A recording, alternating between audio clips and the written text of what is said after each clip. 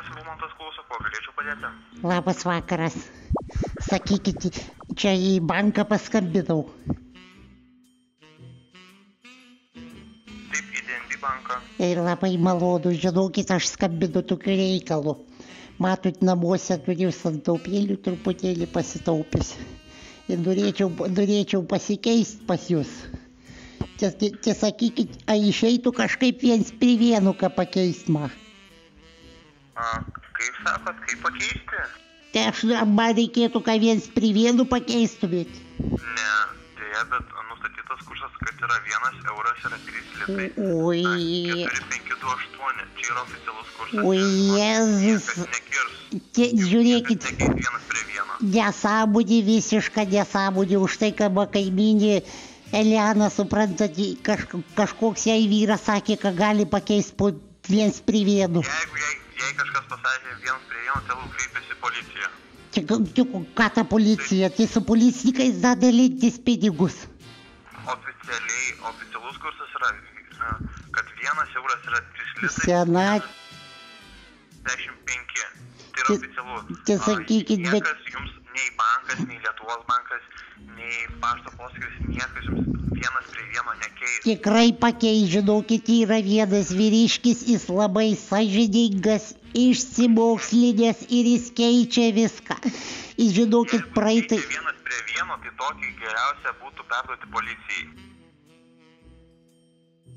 Tai kodėl, tai kad žmogus mums gero daro, tai mes jį dar policijai pranešim. Jeigu tikrai žada 1:1 keist, aš žinokit tikrai jo nepasitikėčiau.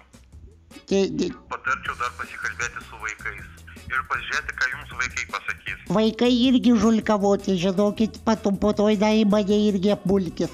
Pastoviai irgi nagai tik į save. Atvažiuojate motinti žasų, duokti bulvių, duok visko nori jie. Su pinigais aš nieko jiem nesakau. Aš ne savo pradelių nesakiau, ką aš turiu pinigų, kortelas pasidėjus. Bankas tikrai pakeis sąžiningai. Tai kaip sąžiningai, jeigu jūs dabar man per akis patarinėjat blogesnį variantą. Tas tai žmogus 1:1 keisa jūs. Mažyt, ar jūs žinot, kaip atpažinti eurą, tikrą eurą? Tikras euras, tik kaip aš jau nepažinsiu, tik aš laikraštį mačiau. Tai jūs matot paveiksliuką, bet ar žinot, kaip jį atpažinti? Kurios vandenžinklai, kokios juostelės turi būti? Tik kokių justelų, aš nežinau, čia tik nežinau, kokios ten justelos. Jeigu jūs nežinot, kaip atrodo tikras euras, tai iš kur jūs galėsite atskirti padirbtą ir tikrą eurą? Tai labai teisingai, tai reiškia, jūs tie bankė galit man pridėti visokių be justelių. Bankas tikrai jums išduos tikrai bankai didžiausi žulikai bankiai ir valdžioj sėdi, žinokit, aš nepasitikiu bankais. Gerai, jeigu nepasitikit bankais, prieš važiuodama, nežinau, pas kokį, nežinau, kaimo seniūną nueikite.